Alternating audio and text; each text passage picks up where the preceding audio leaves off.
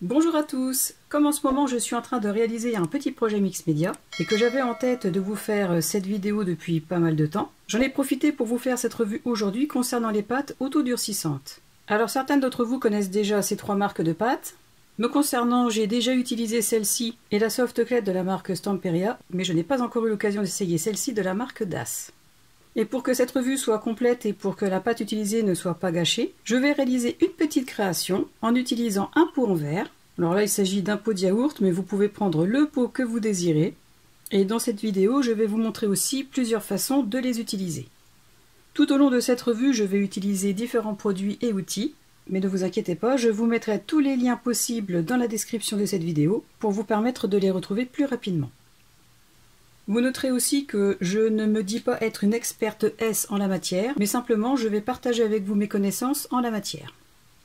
Puisqu'en parallèle à cette revue, je vais réaliser un petit home déco, je vous explique tout d'abord ce qu'il faut faire avec le pot en verre. Il faut donc un pot en verre propre, bien évidemment, et je l'ai nettoyé avec de l'alcool et un coton pour retirer les traces de gras éventuelles qui empêcheraient la bonne adhérence de la peinture ou d'autres produits. Étant donné que l'essentiel de cette vidéo est basé sur les pâtes qui durcissent à l'air, je vais vous passer certaines étapes de l'avancement du projet. Ce que j'ai commencé à faire, c'est appliquer du gesso transparent sur l'extérieur du pot ainsi que sur le dessous. J'en ai mis aussi sur le rebord. Et je l'ai recouvert avec de la peinture Allegro de couleur Milk White. Alors j'ai pris le gesso transparent parce que c'est celui que j'ai chez moi depuis longtemps et que je n'allais pas en entamer un autre. Mais vous pouvez très bien mettre pour commencer du gesso blanc, puis appliquer une autre couleur ou tout simplement mettre du gesso blanc et c'est tout. Pour l'appliquer, j'ai donc utilisé ce petit pinceau mousse, mais vous pouvez très bien utiliser un pinceau ou aussi un morceau d'éponge magique ou alors un morceau d'éponge avec des alvéoles un peu plus grosses, tout dépend de l'effet que vous désirez. J'ai ouvert les trois paquets, j'ai mon support à décorer et la colle pour coller les moulages. Je vais commencer cette revue avec un moule en silicone. Il s'agit d'un moule de la marque Stamperia. Donc comme je vous ai dit en début de vidéo, je vous mets tous les liens dans la description. Comme j'adore les volutes de ce moule, je me suis dit que ce serait une bonne occasion pour m'en servir aujourd'hui. Alors, concernant les moulages avec des pâtes autodurcissantes dans des moules en silicone, j'ai déjà eu l'occasion de voir sur certains lives de la chaîne Stamperia plusieurs techniques pour faciliter le démoulage. La première est de déposer dans le fond des moules un tout petit peu d'huile d'amande douce avec un pinceau. L'autre petite astuce que j'ai eu l'occasion aussi de voir est l'ajout de talc pour permettre à la pâte autodurcissante qui est humide de ne pas adhérer dans le fond et de faire en sorte que le démoulage soit parfait. Donc comme je n'ai pas envie de nettoyer mon moule en utilisant l'huile d'amande douce, je vais préférer utiliser le talc. J'en ai déposé au préalable dans une petite soucoupe. Je vais prendre un pinceau. Alors comme j'aime bien celui-ci, qui fait partie de ce lot, je vais l'utiliser et je vais mouler cette arabesque. Donc je mets un petit peu de talc sur le pinceau, j'en dépose dans le fond du moule. Alors pas de surplus parce que sinon ça va faire des marques dans la pâte. J'en dépose aussi sur les bords.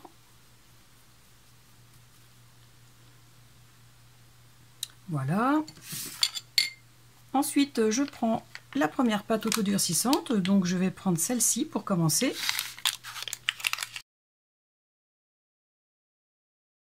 J'en prends un morceau suffisant qui permettra de faire l'entièreté du moule. Je la dépose à l'intérieur en la tassant au maximum.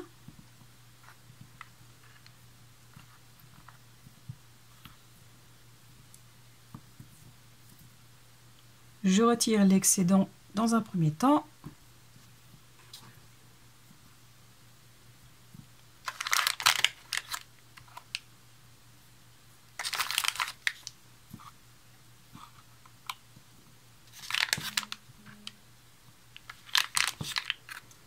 Je retire grossièrement le surplus. Je continue de tasser.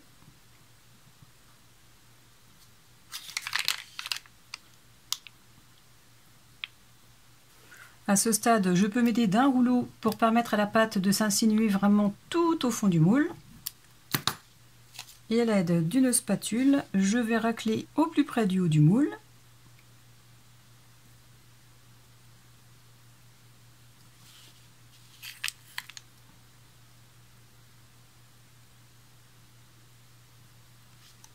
Et je vais repasser un petit coup de rouleau. J'ai préparé une plaque acrylique, mais vous pouvez très bien prendre une plaque en verre, un morceau de plastique, mais à partir du moment où que le support ne soit pas poreux. Je décolle légèrement les bords en faisant en sorte de ne pas déformer le moulage. Je retourne le moule.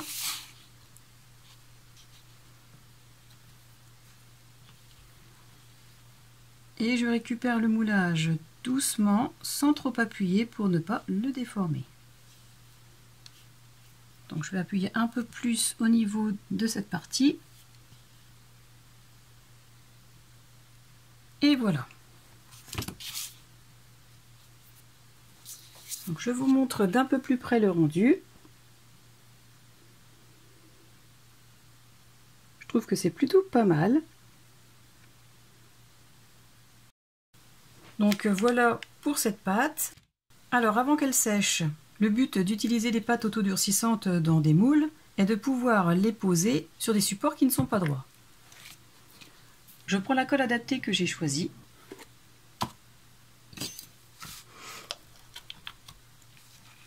Je récupère le moulage sans le déformer.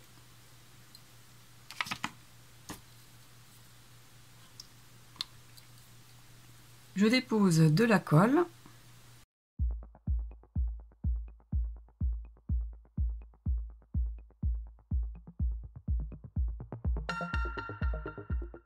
Et une fois fait, je le place sur mon support à l'endroit voulu. Donc je vais le poser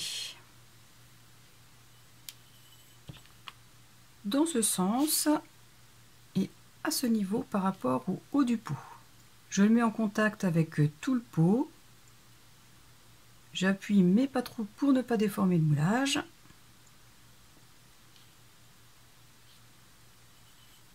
Je retire les excédents de colle.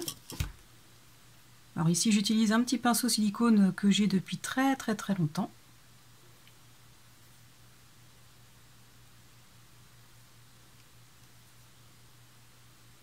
Et je vais laisser sécher. J'ai refermé le sachet et je l'ai placé dans un autre petit sac. Et je placerai l'ensemble dans une boîte hermétique. Ensuite, je vais utiliser la soft clay de la marque Stamperia. Alors, la différence notoire déjà à constater avec cette pâte, c'est qu'elle est très légère, beaucoup plus légère que ces deux-là. Alors, pour différencier les pâtes, je vais faire un moulage différent avec chacune d'entre elles. Comme ça, nous aurons le résultat une fois que tout sera sec. Et ce sera beaucoup plus simple pour comparer. Je vais utiliser ce moule de la marque Stamperia qui provient d'une des dernières collections qu'ils ont sorties. Donc encore une fois, je vous mets les liens dans la description de la vidéo. Et je vais mouler cette petite rose. Donc comme pour tout à l'heure, j'en prélève un peu. Et là on voit que la texture, elle est complètement différente. Celle-ci, elle est vraiment très légère.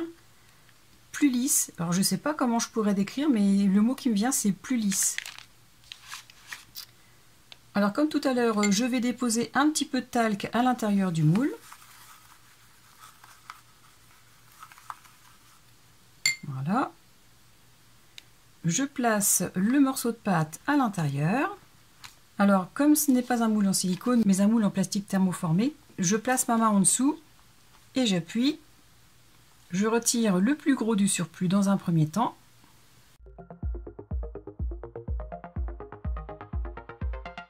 Alors, je vais essayer avec le rouleau, voir si ça fonctionne quand même. Oui, ça fonctionne. Voilà.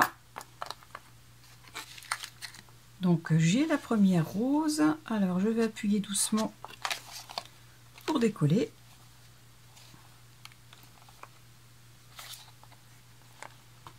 Voilà, comme ceci. Donc elle vient toute seule, ça c'est génial.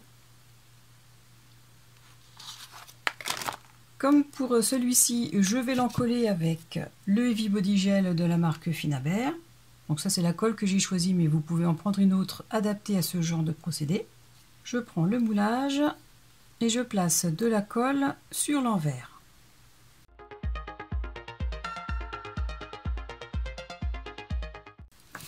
Voilà. Je choisis un endroit où la placer. Je vais la poser ici, un peu plus bas que l'arabesque. Je vais lui faire épouser la forme du pot. J'appuie doucement de façon à ce qu'elle adhère au pot, mais sans trop appuyer pour déformer le moulage. Et comme avec celui-ci, je retire l'excédent de colle. Et comme pour la première, une fois mise en place, je vais laisser sécher. Alors la constatation qui m'est complètement personnelle, j'ai fait en sorte de replacer correctement le moulage en soft clay sur le pot, qui est donc un support arrondi. Et le constat est que comme elle est beaucoup plus légère, elle est beaucoup plus malléable, beaucoup plus souple, et donc la forme se garde moins bien que par rapport à la première pâte. Donc malgré tout, je vais quand même laisser sécher, et je vais continuer cette revue en essayant cette pâte.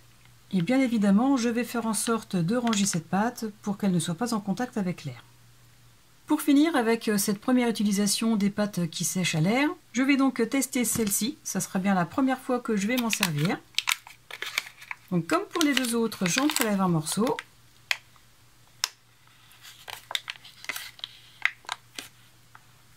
Et ma première constatation, c'est que celle-ci est beaucoup plus lourde et beaucoup plus dure que les deux précédentes. Donc je vais la malaxer un tout petit peu et je vais la placer dans ce moule. Donc je mets ma main derrière pour maintenir, pour pouvoir bien incruster la pâte à l'intérieur et en profondeur. Je passe un petit coup de rouleau et je retire le surplus avec ma spatule.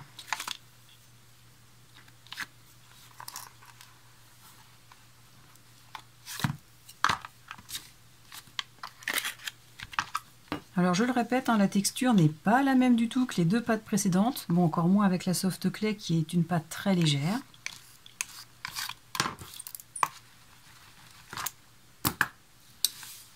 Donc je démoule en appuyant derrière et donc c'est un peu plus compliqué pour l'extraire.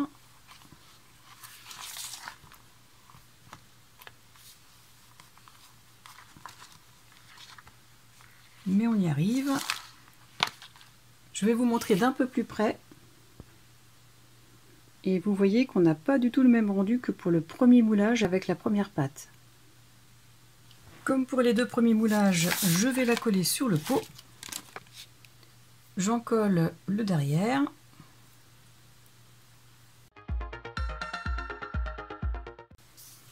Je la place sur le pot.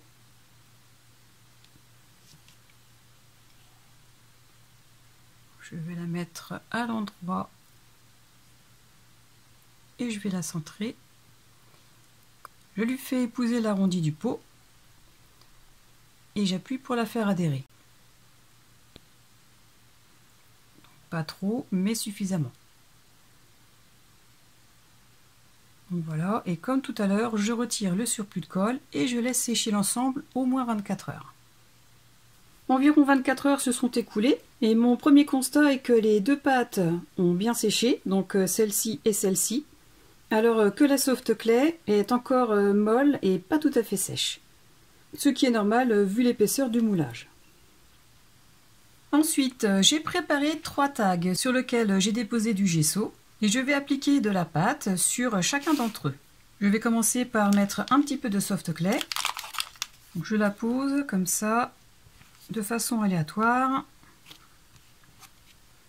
et je l'étale tout simplement avec une spatule de façon à donner un effet voulu. Alors là, pour cet exemple, je n'ai aucune idée en tête, je fais vraiment comme ça n'importe comment.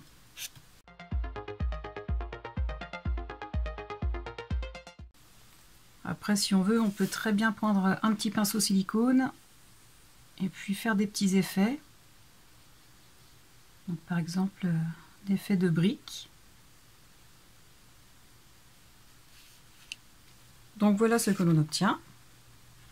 Donc c'est la pâte soft clay. Ensuite, je vais le faire avec la pâte créole.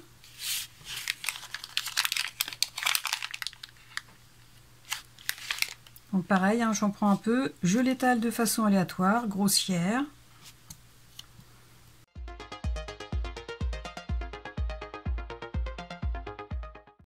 Et cette fois-ci, j'ai décidé de lui donner un effet en chiffonnant simplement un petit morceau de plastique. Alors on peut très bien le faire aussi avec du papier d'alu ou du papier cuisson. Et j'appuie pour donner un effet de texture.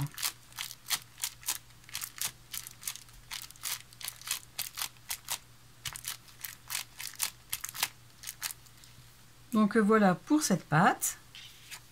Je l'ai noté derrière. Ensuite, je fais la même chose avec la pâte Das. Donc pareil, je l'ai noté.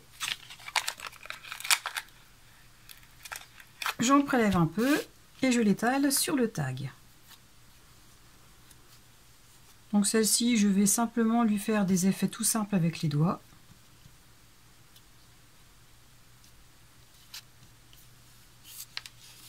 Voilà pour cette pâte. Et maintenant, il n'y a plus qu'à attendre que tout ça sèche. Alors comme je ne sais pas si on peut vraiment bien se rendre compte dans la vidéo de la texture de ces pâtes, je vais en étaler un tout petit peu sur une feuille noire.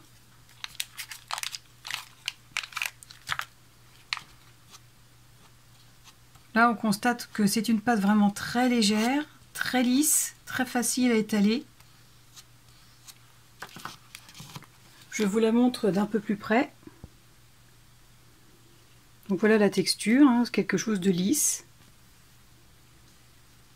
Donc voilà pour la soft clay. Ensuite la pâte Das. Donc là la texture est tout de suite différente. Pour celle-ci la texture est beaucoup plus lourde, un peu plus pâteuse, un peu comme une pâte de papier. D'ailleurs je ne pourrais pas vous dire parce que dessus ce n'est pas écrit à base de quoi elle est faite.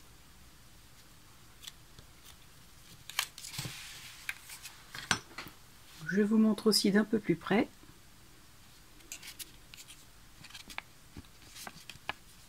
Donc voilà. Je ne sais pas si vous pouvez vous rendre compte vraiment de la texture. Et ensuite avec la pâte de la marque Créole. Donc c'est pareil, elle est plus épaisse que la soft clay. De toute façon la soft clay ça restera la pâte qui sèche à l'air libre la plus légère que vous puissiez trouver. Donc je l'étale aussi. Alors avant de l'étaler, je vous montre la texture aussi. Elle fait moins lisse que la soft clay, mais elle fait quand même plus légère que la pâte Das.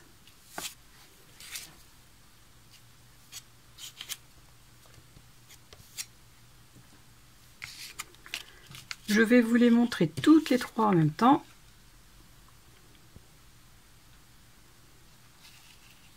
Et donc voilà les textures. Voilà ce que j'obtiens sur les tags ainsi que sur les morceaux de papier noir avec les différentes pâtes. Je vais vous montrer les rendus, mais avant je dois quand même vous dire que sur les papiers noirs je n'ai pas mis de gesso ou d'autre après, ce qui fait qu'à certains endroits la pâte se décolle pour certaines pâtes, donc ce qui est tout à fait normal puisqu'en amont je n'ai pas préparé le papier noir. Je vais commencer par vous montrer le premier résultat avec la pâte de la marque Créole. Donc voilà l'effet obtenu sur le papier noir et sur le tag.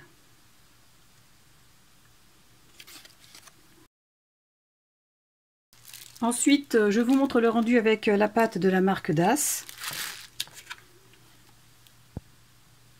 Donc sur le tag qui a été préparé avec du gesso et sur le papier noir sur lequel il n'y a pas de gesso.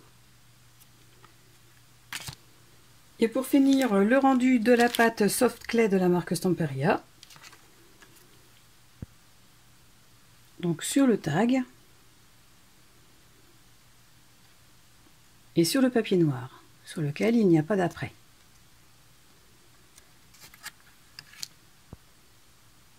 Alors ce que je vais faire, c'est une mise en couleur sur les tags ainsi que sur les papiers noirs, et je vais aussi mettre en couleur ce petit pot que j'ai réalisé avec des moulages de ces trois pâtes différentes. Et petite parenthèse, pour la soft clay, ça fait déjà 48 heures qu'elle a été moulée et posée. Elle commence à être sèche, mais elle est encore un petit peu molle aux endroits les plus épais. Donc vraiment patienter encore et encore jusqu'à temps qu'elle soit bien sèche et dure. J'ai mis en couleur très grossièrement les tags ainsi que les petits papiers noirs. Je vous montre les couleurs que j'ai utilisées. Donc je me suis servi des peintures acryliques Allegro de la marque Stamperia. Je vous laisse voir les couleurs avec les références si cela vous intéresse. Et avec ces tags test, je vais vous montrer les effets que cela peut donner. J'ai déjà commencé avec celui-ci. Alors il s'agit de la pâte DAS que j'ai mis sur le papier noir. J'ai mis de la peinture bleu prusse, puis j'ai passé un peu de peinture bleu clair avec un pinceau sec. Et on voit les effets qui sont très sympas. Alors je l'ai fait de façon très grossière, on est bien d'accord, c'est juste un test, un essai pour montrer plus ou moins le rendu. Mais déjà on voit vraiment que tous les reliefs sont notés et ça peut être vraiment très sympa. Je vais faire les autres avec vous, que ce soit autant les petits papiers noirs que les tags. Pour ce faire, je vais utiliser la technique du brossage à sec. C'est-à-dire que je prends un pinceau sec, un pinceau plat de préférence. Je vais prélever un tout petit peu de peinture dessus. Je vais retirer l'excédent, il faut vraiment qu'il y en ait un tout petit peu. Et je vais passer comme ça sur les reliefs. De toute façon, vous allez comprendre, je vais faire cette petite séquence en accéléré sans parler. Et à la fin, je vous montrerai le rendu.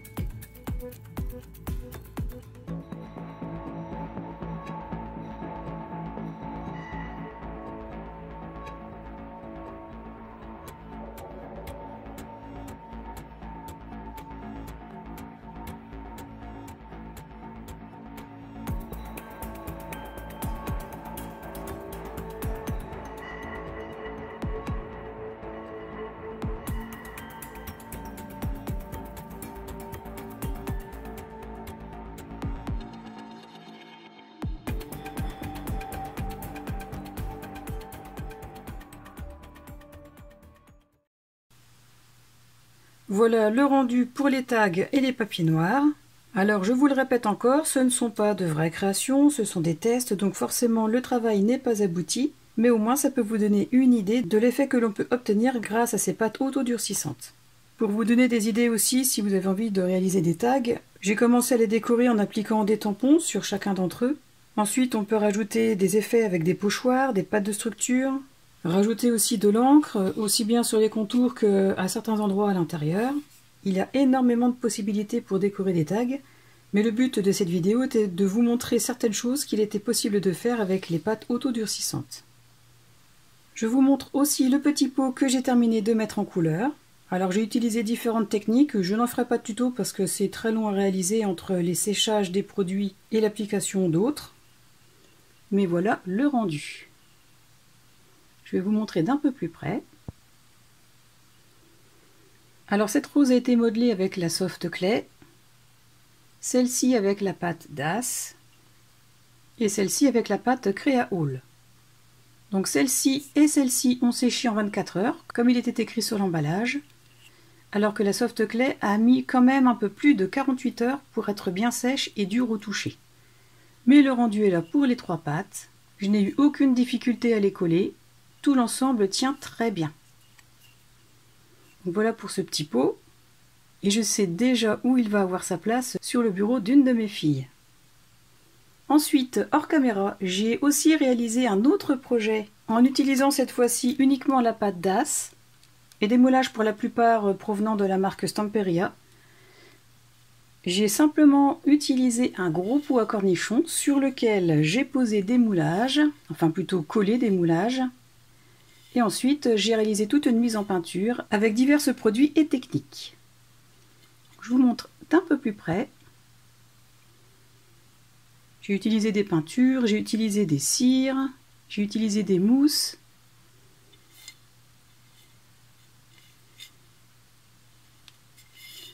voilà ce qui peut vous donner une idée de ce qu'il est possible de faire avec les pâtes autodurcissantes que l'on peut trouver sur le marché.